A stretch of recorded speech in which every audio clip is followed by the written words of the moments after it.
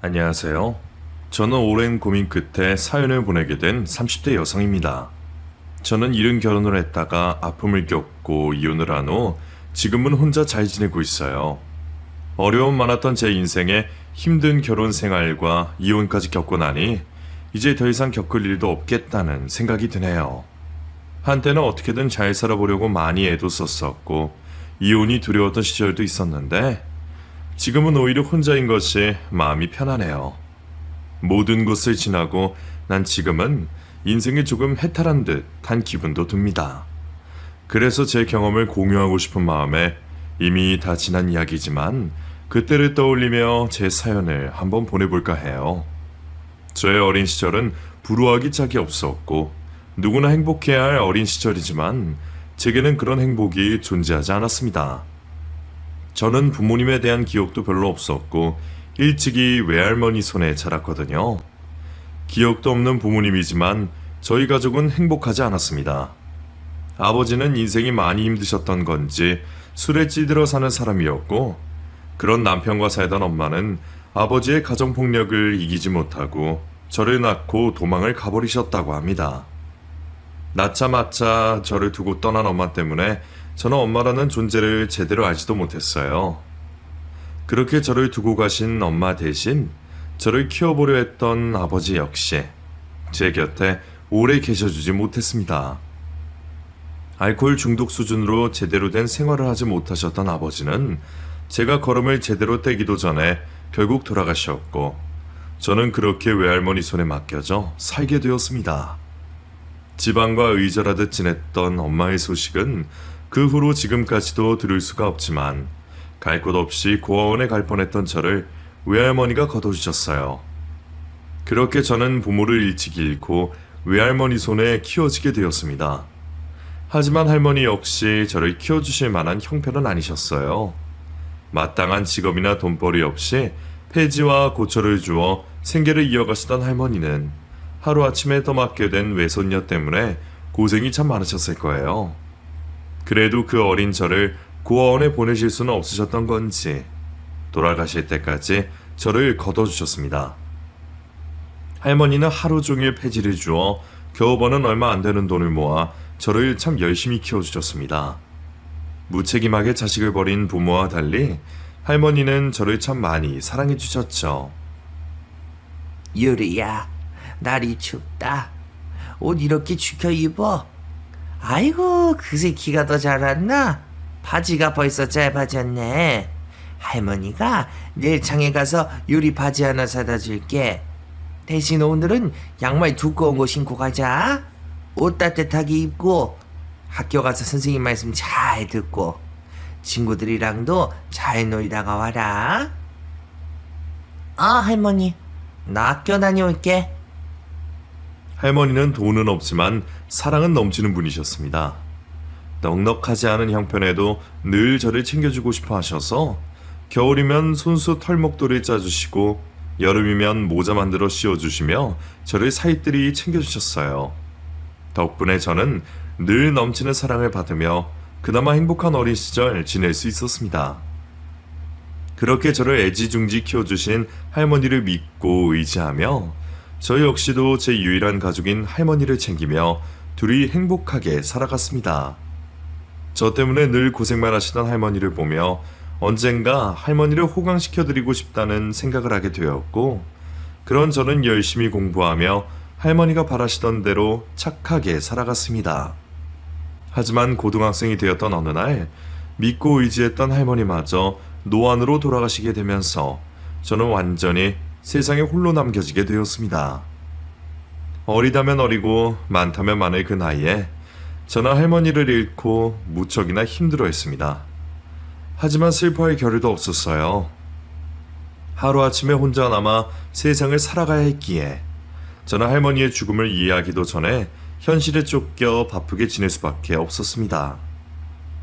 아직 고등학생이던 그 시절 저는 할머니의 장례를 혼자 치러야 했고 그 후로 할머니 없이 직접 돈을 벌며 살아야 했습니다. 할머니 역시 그리 일찍 떠나실 줄 몰랐던 건지 집에는 돈 한 푼 있지 않았고 저는 당장 일자리를 구해야 했어요. 그렇게 그 나이에 할 수 있을 법한 일을 하며 생계를 이어나가던 저는 힘들지만 혼자라도 씩씩하게 살아가려 노력했습니다. 하지만 어린 제가 감당하기에 세상은 너무 차갑고 무서웠습니다. 아직 20살도 되지 않은 저의 실수를 이해해주는 어른은 없는 건지 저는 하루하루 살아가기가 버거웠어요. 공부만 하기에도 벅찰 나이에 스스로를 책임지며 사회에 뛰어들게 된 저는 다른 친구들보다 일찍 세상을 알게 되었고 당장 먹고 살 걱정이 막막해서 대학 진학도 포기한 채로 생계를 위해 살게 되었습니다. 겨우 고등학교를 겨우 졸업하게 된 저는 그 후로 하루에 2가지 일을 하며 하루 종일 바쁘게 지내야 했어요. 별다른 능력 없이 최저시급을 받아 생활하다 보니 마음 편히 하나만 해서는 혼자서도 먹고 살기가 어려웠기에 저는 매일 쉴 틈 없이 살 수밖에 없었습니다. 그렇게 하루 종일 일을 하던 저는 이제 막 수능이 끝났다고 새내기가 되었다고 멋부리고 즐거워하는 다른 또래 아이들을 보며 부러워할 수밖에 없었습니다. 부모님들과 함께 외식을 나온 사람들을 보면 나도 가족이 있었으면 삶이 조금 나아졌을까, 할머니만 계셨더라도 혼자 이렇게 살진 않았을 텐데 하는 생각들을 하곤 했어요. 비교하면 불행해지는 게 삶이라지만 그런 걸 한 번도 누려본 적 없던 저는 별것 아닌 그 사람들의 일상들이 무척이나 부럽기만 했습니다. 그렇게 저는 20살, 21살 나이를 먹어갔고 몇 년 사이 혼자 지내는 것에도 익숙해지게 되었습니다. 여전히 할머니의 빈자리는 너무 크고 외로웠지만 이제는 공과금을 어떻게 내야 하는지도 알고 가계부도 잘 적는 어른이 되었습니다. 그때 저는 겨우 그 정도로 제가 어른이 되었는 줄 알았습니다. 세상에 얼마나 더 많은 풍파와 고난들이 있을지도 모르는 채 나 혼자 알아서 돈 벌어서 살 수 있으면 다 큰 거라 생각했어요. 그때 저는 어느 고깃집에서 아르바이트를 하고 있었습니다. 고깃집 아르바이트가 몸은 좀 힘들어도 시급은 더 받을 수 있기 때문이었죠. 저는 여전히 열심히 일하며 살아갔고 언젠가는 돈을 모아 집도 사고 하고 싶은 일도 하며 살 거라 희망을 품었습니다. 그곳의 사장님은 열심히 일하는 저를 보며 많이 챙겨주시던 분이셨어요. 사실 말이 사장님이지 남들이 보면 점장이나 아르바이트생으로 오해할 정도로 어린 20대 후반의 나이였습니다. 겨우 20대 나이의 젊은 사장님은 또래에 비해 성공했고 그만큼 여유가 있는 사람이었어요. 그 성공들과 여유 덕분인지 사장님은 직원들에게도 통 크게 많이 베푸셨고 혼자 지내는 제 사정을 이해해주며 잘 챙겨주시던 유일한 사람이었습니다. 할머니를 일찍 떠나보내고 늘 외로워했던 저는 그런 정에 참 쉽게 끌렸던 것 같아요. 아무도 관심 없는 제 인생에 관심 가져주고 저를 챙겨주는 그 사람을 보며 어느 순간부터 짝사랑을 하게 되었죠. 직원 주제에 사장님을 좋아한다는 게 말도 안 된다 생각했지만 점점 커지는 제 마음은 어떻게 할 수 없었습니다. 결국 저는 마음을 숨기지 못하고 제 짝사랑을 고백했고 사장님 역시 그런 제 마음을 알아주셨어요.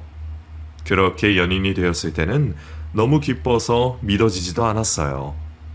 제 마음을 받아준 좋은 사람이라 생각했고 참 많이 좋아했습니다. 저희는 사장과 직원이라는 위치에도 서로를 믿고 연인이 되었고 무척이나 행복했습니다. 그리고 저희가 만남을 가진 지 얼마 되지 않아 남자친구가 제게 결혼 이야기를 꺼내게 되었어요. 유리야, 우리 벌써 1년이나 만나가는데 결혼하면 어때? 우리 결혼하자. 어? 결혼? 글쎄, 결혼하기에 내가 기반도 너무 없고 아직 나이도 너무 어린데 결혼은 너무 급한 거 아니야? 남들은 선봐서 반년 만에도 결혼하는데 연애도 한 우리가 결혼이 이르긴 뭐가 일러. 물론 아직 너가 어린 건 알지만 둘 다 성인인데 못할 게 뭐가 있어? 너 혼자 살면서 고생하는 거 더는 못 보겠다. 나한테 시집 오면 내가 너 호강시켜줄게. 제가 아직 어린 나이다 보니 결혼이라는 게 두려웠지만 저 역시도 하루빨리 가정을 꾸려 안정적인 삶을 살고 싶었습니다. 그러기에 남자친구는 정말 좋은 조건이었어요. 자기 가게도 가지고 있고 무엇보다 저를 사랑해준다 생각했습니다. 물론 사람들이 다 장점만 있을 수는 없으니 가끔 욱할 때가 있고 쓸데없는 고집을 부려 저를 힘들게 한 적도 있지만 제가 세상에 유일하게 의지할 곳도 그 사람 하나밖에 없었어요. 결국 저는 청혼을 받아들이고 예비시댁에 인사를 드리러 가게 되었습니다. 제가 사정이 그렇다 보니 걱정을 하시기는 했지만 시어머니는 저를 정말로 마음에 들어하지 않으셨어요. 뭐? 둘이 결혼을 하겠다고? 아니 다른 여자도 아니고 네 가게에서 일하던 애를 데려다가 결혼을 하겠다니 준식이 너 제정신이니? 골라도 좀 제대로 된 걸 골라야지. 고아에다가 너네 가게 불판이나 닦던 애를 데려다가 무슨 결혼을 하겠다고 그래? 주변 사람들이 알면 우리를 얼마나 비웃겠니? 내가 뭐가 모자랐어? 저런 애를 며느리로 봐야 하냐? 어머니, 제가 잘할게요. 저 좀 예쁘게 봐주세요. 어쩌면 당연한 결과라 생각했던 저는 상처를 받고도 내색하지 않으려 했습니다. 그때 저는 그 남자 말고는 의지할 데가 없던 사정이었고 제게는 그 결혼이 동화줄 같기만 했었어요. 그래서 저를 싫어하고 반대하시는 시어머니 앞에서도 최대한 잘 보이려 무척이나 애를 썼습니다. 결혼만 시켜주시면 무조건 바짝 엎드려 살겠다고 애원할 정도였죠. 결국 남편의 고집 때문에 마지못해 결혼 허락을 받게 되었고 혼인신고도 하고 정식 부부가 되었지만 결혼 후에도 시어머니는 저를 탐탁치 않아 하셨습니다. 행복할 것만 같았던 남편과의 결혼 생활은 전혀 그렇지 않았습니다. 평생을 저만 바라보고 저를 위해서 노력하며 살 것 같았던 남편은 결혼을 하고 몇 달 뒤부터 전혀 다른 모습의 사람이 되어갔어요.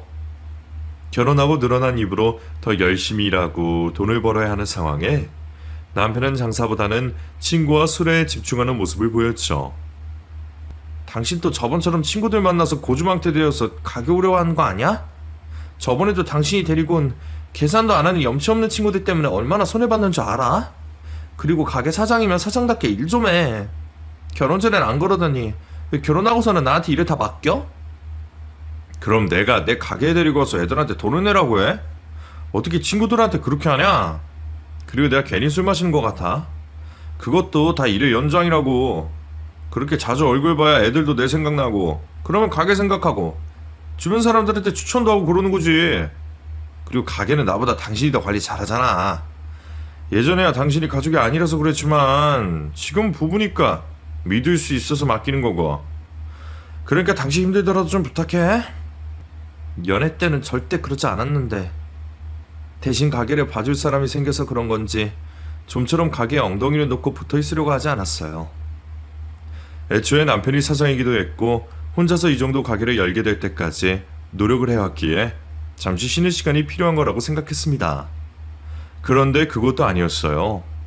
애초에 있던 가게를 상호명 하나 바꾸지 않고 가게 그대로 인수를 한 것이었고 그마저도 어머님께서 차려준 가게였어요. 혼자 힘으로 오랜 시간 장사를 한 줄 알았는데 지금 고깃집이 첫 장사였고 제가 일을 구했을 때 남편도 얼마 되지 않은 상황이었습니다. 그 사실을 알고는 남편이 가게 일에 집중 못하는 것이 못마땅하긴 했지만 우리 두 식구 먹고 사는데 지장이 없었기에 내 팔자련이 생각하고 제가 도맡아 가게를 하게 되었습니다. 직접 제 손으로 다 해야 해서 몸은 힘들지만 마음은 편했어요. 속을 썩이는 남편은 있었지만 잠잘 곳, 돈 걱정 없이 내 가족인 남편과 생활할 수 있었으니까요. 그리고 지금 하고 있는 음식 장사도 저와 꽤나 잘 맞는 것 같았습니다. 더 욕심부리지 않고 딱 지금의 행복만큼만 내 목숨 다할 때까지 이어갔으면 했어요. 그런데 그 작은 제 바램마저 이루어지지 않았습니다. 남편 때문이었어요.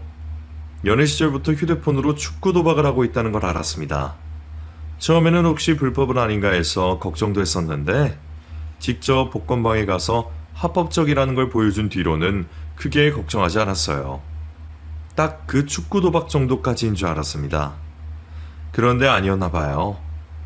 하루 종일 초조한 모습을 보이던 남편은 제가 가게에 출근을 하려고 하자 그때가 되어서 제게 이실직고했죠. 아직까지 안 씻고 뭐해? 얼른 세수만이라도 하고 와. 가게 나가야지. 가게? 유리야, 있잖아. 내가 할 말이 있는데. 안 돼. 오늘 축구 경기 때문에 손님들 많을 거야. 친구들이랑 또 놀러 갈 생각이면 하지도 마. 아니, 그런 게 아니고, 우리 이제 가게 안 나가도 돼. 아니, 우리 가게 못 나가. 뭐? 갑자기 웬 자다가 봉창 들이키는 소리야. 그게, 내가 빚을 좀 지게 됐는데, 가게를 넘기게 됐어. 뭐? 도대체 얼마길래? 아니 그리고 가게가 없으면 우린 뭐로 벌어먹고 살아? 이제부터 뭐라도 해야지. 그리고 빚이 좀 많아. 그리고 이 집도 팔아야 해서, 우리 이사 가야 할 것 같아. 네, 맞아요. 남편은 도박 빚으로 가게와 집까지 넘겨야 하는 상황이었어요. 이자와 함께 원금을 갚아 나갈 수도 있었지만 남편이 도박을 하는데 빌린 돈이 깨끗한 돈이었을까요? 감당할 수 없는 이자가 눈덩이처럼 불어 있었습니다. 거기다 돈을 갚으라며 매일 여러 통의 협박 아닌 협박 전화가 와서 더는 버틸 수가 없었던 거죠. 결국 통장 잔고와 가게 그리고 신혼집까지 빚을 갚는 데 써야 했습니다. 지금까지 떨어지면 죽을 것 같이 굴던 남편의 친구들은 정작 남편이 힘든 시기에는 위로만 전할 뿐 도와줄 생각은 한 명도 하지 않았어요. 결국 남편이 시모에게 사실을 말했고 우리는 시댁으로 들어가게 되었습니다. 하루아침에 같이 살게 된 시모는 제가 무척이나 마음에 안 든 모습이었습니다. 하지만 아들이 친 사고에 피해를 본 건 저였으니 대놓고 아무 말도 하지 못했죠. 거기다 편의점을 운영하고 있어서 저와 마주칠 일도 많지 않았고요. 처음에는 제가 일을 나가려고 했습니다만 남편이 먼저 밖에 나가지 말고 어머니를 도와 편의점 일을 하는 게 어떻겠냐고 말을 하더군요. 다른 곳에서 일하는 것보다 돈도 되지 않고 시모와 일을 한다는 것이 마음에 걸려 거절을 했지만 남편과 시모의 끝없는 설득으로 어쩔 수 없이 편의점 일을 하게 되었습니다.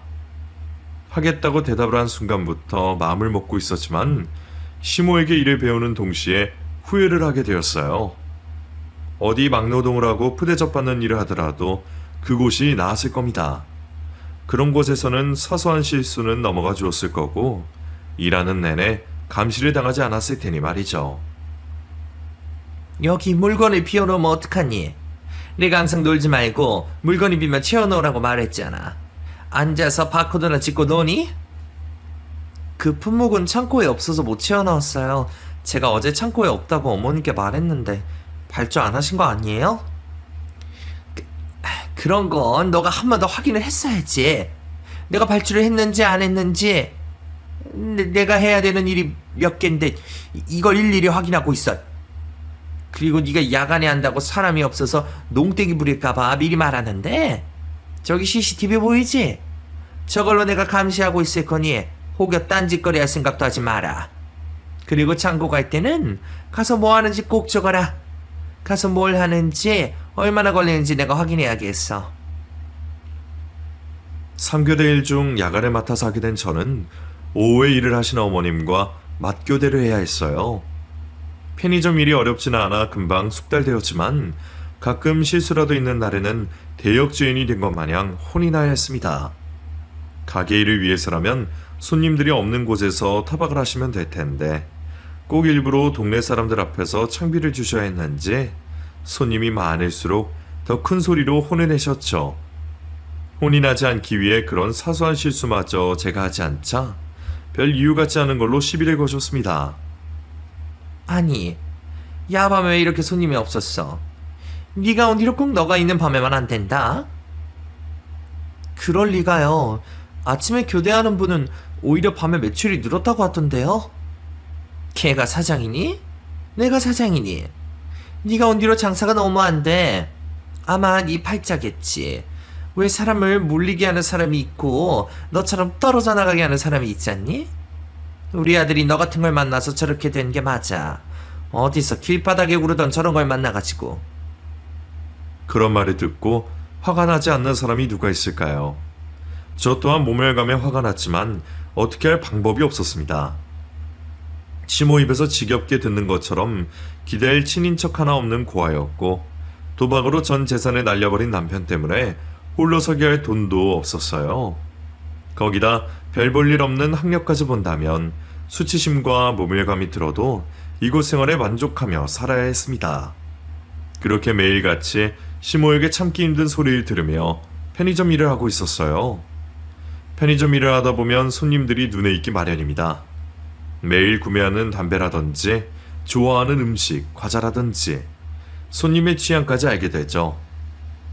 그렇게 저희 가게를 찾는 손님들 중에 처음 본 날부터 제 머릿속에 각인된 손님들이 있었어요. 허름한 모습의 어린 모녀였죠. 제가 교대를 하고 난 뒤 1시간 정도 뒤에 오는 두 사람은 항상 음식들을 보기만 하다 나갔어요. 처음에는 찾으시는 물건이 없는 건가 싶었죠. 몇 차례 같은 상황이 반복이 되자 저는 두 사람에게 다가가 찾는 물건이 있는지 물어보게 되었습니다. 안녕하세요. 혹시 찾으시는 물건 있으신가요? 찾으시는 물건 말해주시면 제가 주문할 때 들여올 수 있는지 확인할 수 있어서요. 저희야 고객분께 찾으시는 물건 구하면 좋은 거니까 어려워하지 마시고 말씀해주세요.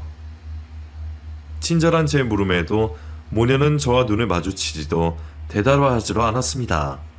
그저 냉장실 음식 있는 곳을 빤히 쳐다만 보고 있었어요. 머쓱해진 저는 카운터로 돌아갔고 얼마 지나지 않아 모녀는 구매한 것 없이 편의점을 빠져나갔죠. 그 다음 날도 또 그 다음 날도 매일 찾아오는 모녀에게 관심이 생겨 다시 한번 접근하려 할 때 한바탕 소동이 벌어졌습니다. 편의점 위, 집에 있던 어머님께서 모녀를 CCTV에서 보시곤 급히 내려오신 거예요. 아니 이것들이, 야, 너네 내가 오지 말라고 했지. 돈이 있어도 우리 가게 오지 말란 말이야. 너네 때문에 가게 손님 떨어지면 어쩌려고 그래? 내가 저번에 한 번 더 찾아오면 몽둥이로 때린다고 했다. 그래, 요것들 사람 말 아주 개똥으로 듣는다는 거지? 이리 와. 두 사람에게 위협을 하는 신물을 제가 말렸고 겁을 먹어 얼어있던 두 사람은 그 사이에 가게를 빠져 나갈 수 있었습니다. 야, 너는 나를 왜 말려? 저것들 못 도망가게 잡아놓을 생각은 안 하고. 왜? 너 옛날 생각나냐? 너도 저렇게 거지들처럼 살아서 저 사람들 동정심 생겨? 오히려 잘 됐다. 너 매일 저것들 보면서 지금이 얼마나 행복한지 좀 알아라. 너나 저것들이나 똑같은 출신이니까. 시몬은 또 저를 모독하는 소리를 하고 있었지만 제 귀에는 들리지 않았어요. 시모의 위협에 놀라 도망간 어린 모녀가 걱정이 될 뿐이었죠.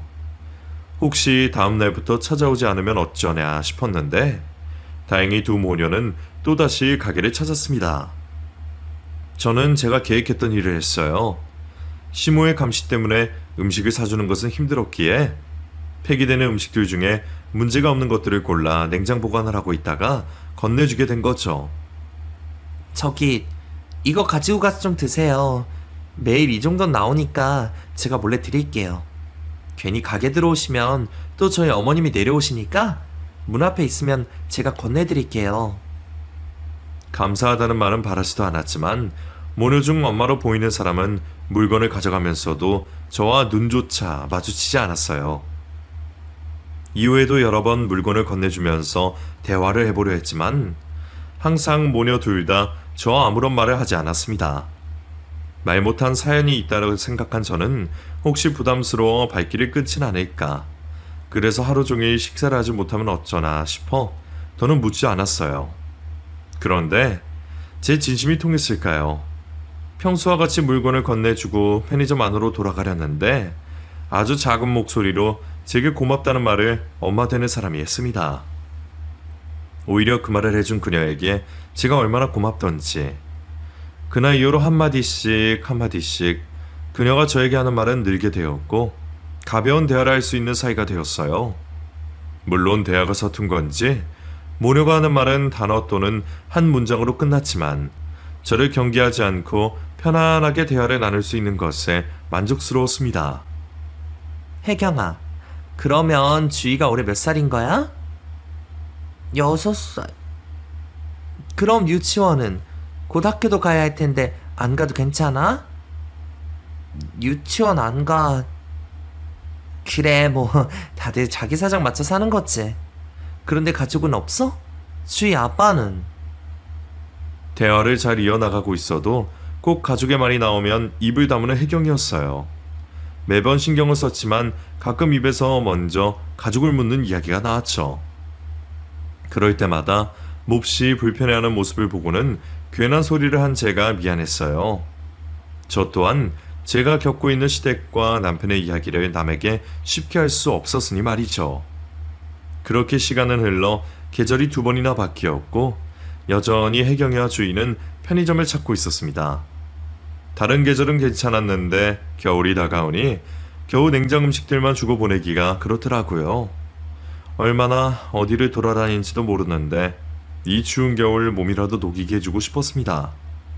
음식을 권해주던 저는 혜경이와 주희의 손을 잡고 편의점 안으로 데리고 왔어요.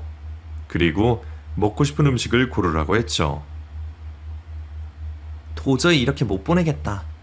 밥은 저기 식탁 있는 곳에서 먹고 이왕이면 몸 녹일 수 있는 것도 골라서 먹어. 돈은 신경 쓰지 마. 내가 친구로서 사주는 거니까. 주희야, 너도 알겠지? 분명 마음껏 고르라고 했는데 저에게 패를 끼치는 게 미안했는지 겨우 컵라면 하나를 가지고 온 모녀였습니다. 국물이 있는 어묵도 있고 더 비싼 것들도 있는데 몇 번을 물어도 그 컵라면 하나면 된다고 하더군요. 고집을 꺾을 수 없던 저는 어쩔 수 없이 컵라면 하나를 사주게 되었습니다.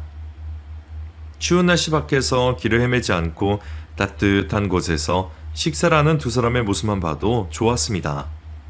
그뭇하게 두 모녀를 보고 있는데 CCTV를 보고 있었던 건지 시모가 집에서 내려왔어요. 아니 이것들이 정말. 너네는 거의 꼼짝 말고 있어. 그보다 너, 내가 저것들 들이지 말라고 했지. 쫓아내지 못할 망정 데리고 와서 라면을 먹여? 거기다 너 지금까지 폐기되는 음식들 제대로 줬나 보다. 누가 그러라고 하디? 너가 사장이야? 이게 어디서 도둑질을 하고 있어? 어머님, 폐기되는 것들 저보고 마음대로 하라고 하셨잖아요. 그리고 어차피 팔지도 못하는 거 먹을 수 있을 때 유용하게 쓰면 좋죠. 너무 그러지 마시고 좋은 일 하신다고 생각하세요. 자, 시모는 제가 하는 말이 거슬렸는지 제 뺨을 때렸어요. 이 나이 먹어 뺨을 맞았다는 게 어이가 없던 저는 말을 이어가는 시모를 쳐다보고 있었죠. 뭐? 왜 거지들한테 좋은 일을 해? 너야 네 할머니가 거지 출신이니까 안타까운 거지. 저것들 보면 네 할머니 생각나냐? 너네 할머니도 거지처럼 다른 사람들한테 도와달라고 구걸하면서 너 먹여 키웠어? 너희 할머니가 거지처럼 산 게 뭐가 자랑이라고 맨날 궁상을 떨어?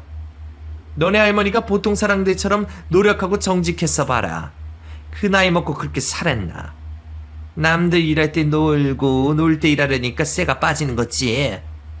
어디 거지 유전자라도 있나 생각하는 것이 똑같아. 똑같아. 더 이상 참을 수가 없었습니다.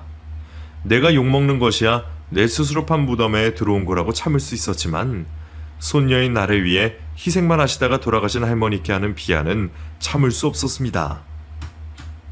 저희 할머니 입에 답으신 거 취소하시고 사과하세요. 뭐? 내가 못할 말했니? 그런데 이게 어디다 시어머니 앞에 눈 동그랗게 뜨고 사과를 하란 말아야? 그럼 어머님은 얼마나 자식 새끼 잘 키우셨길래 하나 있는 아들놈이 도박질이나 하고 다녀요? 얼마나 도박질에 빠졌으면 가정 있는 놈이 전 재산까지 홀라당 날려먹어요?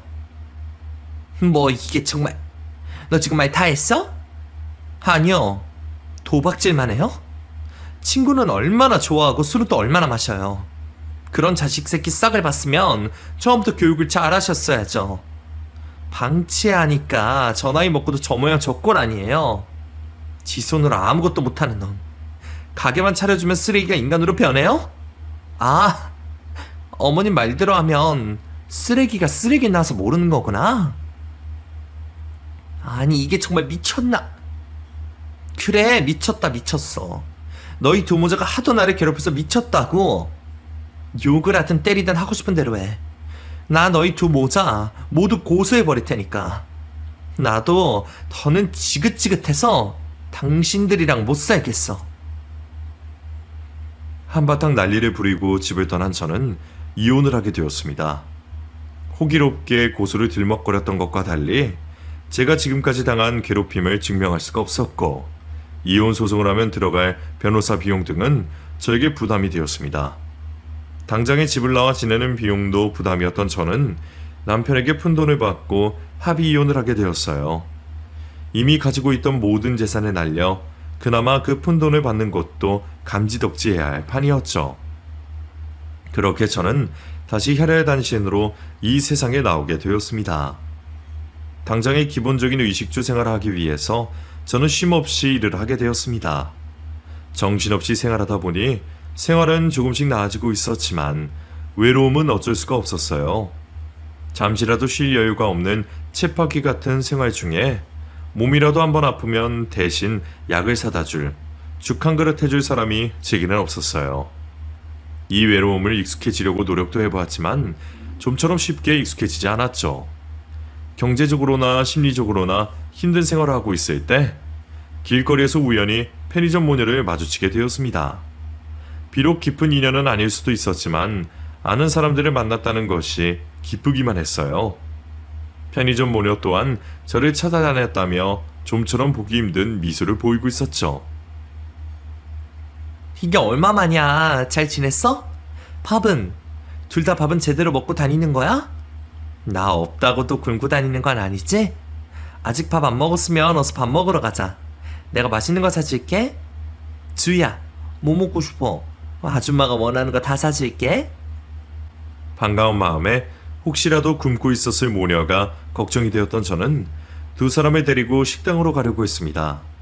그런데 혜경이가 꼼짝하지 않고 제게 명함 한 장을 건네는 거예요. 어? 여기 가자고? 여기는 식당이 아니라 회사인데 사람 명함이고. 명함을 주는 이유에 대해서 물어보는 제게 혜경이는 전화번호만 가리키고 있었습니다. 그 의도를 몰랐던 저는 한참 동안 생각을 해보았지만 좀처럼 답을 할 수가 없었어요. 전화번호를 가리키는 것이 혹시나 싶었던 저는 어쩔 수 없이 그 번호로 전화를 하게 되었습니다. 그리고 수학이 넘어 명함에 있던 이름처럼 중후한 목소리의 남성분이 받으셨죠. 네, 누구십니까? 아하, 안녕하세요. 저 최율이라는 사람입니다. 그러니까 다름이 아니라 혹시 장혜경 씨라고 아시나요? 이분께서 이쪽으로 통화를 해달라고 하는 것 같아서요. 네? 혹시 우리 혜경이에게 무슨 일이라도 있습니까? 우리 혜경이요? 아니요, 그런 건 아니고요. 제가 어떻게 하다 혜경이랑 아는 사이가 되었는데 오늘 오랜만에 보게 되어서요. 그런데 다른 말은 없이 이 명함에 전화번호를 가리켜서 전화를 하게 되었습니다. 저도 지금 무슨 상황인지 잘 모르겠네요. 혹시 가족분이시면 혜경이랑 주인은 제가 데리고 있을 테니 천천히 일 마치고 오세요. 아닙니다. 제가 지금 당장 그곳으로 갈 테니 잠시만 기다려주세요. 제가 최유리 씨께 꼭 여쭤볼 말이 있으니 잠시만 기다려주세요. 도대체 무슨 상황이 어떻게 돌아가는 건지 제게 전화를 걸려며 명함을 준 혜경이도 통화로 처음 서로의 존재를 알게 되었는데 물어볼 말이 있다는 남자도 모두 당황스럽기만 했어요. 우선은 이곳으로 남자분께서 오신다고 하니 혜경이와 주희에게 밥을 사 먹이면서 기다리기로 했죠. 오랜만에 본 혜경이와 주희는 제가 없어 제대로 챙겨 먹지 못했는지 이전보다 야인 모습 같았어요. 처음에는 그 모습이 보지 못해 반갑기만 했는데 야인 모습을 보니 안쓰러웠어요. 그래도 다행히 못 본 사이 두 사람에게 별탈은 없었던 것 같았습니다. 그리고 식사를 하며 오랜만에 저와 밝은 모습으로 대화를 나누게 되었죠. 물론 대부분의 말은 제가 하고 혜경이와 주인은 짧은 대답과 웃음만 보였지만요. 두 사람에게 배불리 밥을 먹이고 디저트와 음료를 먹이고 있을 때 저와 통화를 했던 남성분께서 도착하셨어요. 처음 뵙겠습니다. 저 혜경이 아버지 되는 사람입니다. 네? 혜경이 아버님이요? 죄송합니다. 제가 너무 놀라서. 아닙니다. 그렇게 놀라실만도 하죠. 혜경이 보고 어떻게 생각하실지 아는데요. 거기다 부모는 말끔한 모습인데 다른 저런 모습 보면 가정학대까지 생각하실 거고요. 사실 혜경이와 주희에게 사정이 있습니다. 그래서 제가 최유리 씨를 만나려고 한 거고요. 저 두 사람 예상하다시피 병이 있습니다. 마음의 병이요. 치료해보려고도 했는데 도저히 다른 사람과는 눈조차 마주치지 않으려고 해요. 유명하다는 정신과 의자마저도요. 그런데 그런 혜경이랑 소통을 하신다고 하니 제가 부탁을 드리려고 나왔습니다. 자신의 혜경이와 주위의 아버지와 할아버지를 설명하는 남성의 말에 저는 또 한 번 당황하지 않을 수가 없었습니다. 행색으로 미루어 보아 분명 아주 힘든 형편의 혜경이라 생각했는데 제 눈앞의 혜경의 아버님은 한 기업의 사장님이었으니까요. 저는 입이 다물어지지 않은 채로 모녀에게 있었던 사연을 듣게 되었죠. 혜경이는 부유한 집안의 외동딸로 자라왔다고 해요. 혜경이 부모님께서는 형편도 넉넉한 편이었고 애교가 많았던 혜경이를 무척이나 애지중지 키우셨다고 했습니다. 무엇이든지 하고 싶은 걸 마음껏 하던 혜경이는 그럼에도 속 한번 썩이지 않는 딸이었다고 했죠. 그런데 결혼을 하겠다며 데려온 남자로 인해서 처음으로 부모님과 대립하고 속을 썩였다고 합니다. 부모님 눈에는 앉아서 바라는 것만 많고 할 줄 아는 게 없는 남자로 보여 결혼을 반대했는데 혜경이는 그 남자를 포기할 수 없다며 부모와의 연을 끊으려고 했죠. 그 모습에 어쩔 수 없이 결혼을 수락하게 된 혜경이 부모님은 딸이 행복하기를 바라면서 지원을 아끼지 않으셨다고 해요. 두 사람 사이에 아이까지 생기며 행복할 거라고 생각한 혜경이의 결혼 생활은 처음부터 문제가 많았다고 합니다. 그 남자 때문이었죠. 다혈질 성격의 혜경이 남편은 신혼 초부터 혜경이에게 폭력을 일삼았고 점점 습관처럼 폭력을 당연시했다고 해요. 임신을 했어도 그리고 아이를 낳았어도 그 폭력은 멈추지 않았고 부모님이 반대해도 자신이 선택한 결혼으로 인해 혜경이는 주변에 알리지 않았던 것 같습니다. 그리고 혜경이 아버님이 그 상황을 아셨을 때에는 이미 너무 늦어버린 상황이었어요. 혜경이와 딸 주인은 이미 정신적으로 피폐해진 상황이었고 주변 지인뿐만 아니라 가족에게도 굉장히 방어적인 모습을 보였다고 해요. 변호인들을 꾸려 소송까지 걸어 이혼도 시키고 남편을 처벌받게 하여 두 사람과 떼어놓았지만 아무런 소용이 없었다고 합니다. 병원과 클리닉에서 했던 치료도 마찬가지였고요. 거기다 집이 답답한 모양인지 항상 딸 소희를 데리고 혜경이는 아침 일찍부터 밖으로 나갔다고 합니다. 폭염과 폭우에도 나가는 모녀를 말려도 보고 가둬도 보았지만 자해를 하는 등 더 큰 문제가 되어 어쩔 수 없이 가족 연락처가 있는 목걸이와 명함 등을 넣어 내보냈다고 했어요. 밤이 되면 집으로 돌아왔기에 다행이었지만 혜경이 부모님의 속은 썩어 문드러졌다고 해요. 그런데 그런 혜경이와 주희가 어쩐 일인지 저에게는 마음의 문을 열었던 거죠. 전화통화로 이를 가늠하신 혜경의 아버님께서는 두 모녀의 치료를 위해서라도 제가 필요하시다고 말씀하셨어요. 그래서 제가 부탁드리겠습니다. 애들을 위해서 유리 씨가 도와주셨으면 감사하겠습니다. 그리고 아무리 제 딸이 중요하다고 해도 유리 씨의 소중한 시간을 제 마음대로 할 수 없죠. 마음에 들지 모르겠지만 사례는 충분히 하겠습니다. 실례되겠지만 이혼 후 생활이 힘드실 텐데 저희 회사에 유리 씨가 맞는 일자리가 있는지 알아보겠습니다. 그리고 애들과 만날 때 이동거리가 짧을 수 있게 집도 구해드리고요. 이렇게 한다고 해도 어려운 부탁이라는 걸 알고 있습니다. 그런데 혜경이와 주희뿐만 아니라 저와 제 아내까지 우리 네 가족 목숨이 달린 문제입니다. 네 사람 목숨 살려주신다고 생각하시고 혜경이 옆에서 치료될 수 있게 도와주시면 감사하겠어요. 눈물을 흘리시며 부탁을 하는 아버님의 제안을 거절할 수 없었습니다. 대단한 일도 아니었고 저 또한 저를 반겨주는 두 사람과 같이 시간을 보내는 게 좋았으니까요. 더군다나 같이 있는 것만으로도 치료에 도움이 된다면 하지 않을 수가 없었죠. 아버님이 주신다는 보담이 부담스러웠던 저는 보답을 거절하고 제안을 수락했지만 아버님께서는 한시않고 보답을 해야겠다며 제게 도움을 주신다 하셨습니다. 그 뒤로 저는 이사를 하고 회사를 다니며 혜경이와 주희 두 사람과 시간을 보내게 되었습니다. 처음에는 두 모녀와 단순히 놀이와 대화 등으로 상호 반응을 하며 지냈는데 그것만으로도 조금씩이지만 나아지는 모습을 보여줬어요. 그 모습을 보니 제가 되려 욕심이 나서 아버님께서 소개시켜준 의사분과 치료 과정을 공유하고 치료 방법에 대해 공부하게 되었습니다. 그렇게 해서 혜경이와 주희가 하루라도 더 빨리 정상적인 생활로 돌아오게 하고 싶었어요. 그리고 두 사람은 저뿐만이 아니라 다른 사람들과도 대화를 하며 점점 소통하는 대상의 폭을 넓혀갔습니다. 그러는 시간이 길어지면서 혜경이와 저는 자매같이 지내게 되었고 사소한 것까지 공유하는 댁인 사이가 되었어요. 물론 혜경이의 부모님과 주희와도 마치 한 집안 사람처럼 지내게 되었죠. 지금은 저뿐만이 아니라 혜경이와 주희, 그리고 혜경이 부모님 모두 행복하게 지내고 있습니다. 세상에 이런 인연이 있나 싶어요. 제가 베풀었던 아주 작은 선의가 이토록 큰 행운이 되어서 돌아왔으니 말이죠. 평생 힘들고 외롭게 살아온 저에게 이제는 가족이 되어주는 사람들이 있어 앞으로 남은 인생이 더는 외롭지 않을 것 같습니다. 이 사람들과 함께라면 서로 의지하고 곁을 내주면서 행복하게 살 수 있을 것 같아요. 그리고 앞으로는 저에게 온 이 행복을 다른 사람들에게도 나눠주는 사람이 되도록 해야겠습니다. 그럼 여러분들께서도 항상 좋은 일들 가득하시길 바라면서 이만 글을 마무리하겠습니다.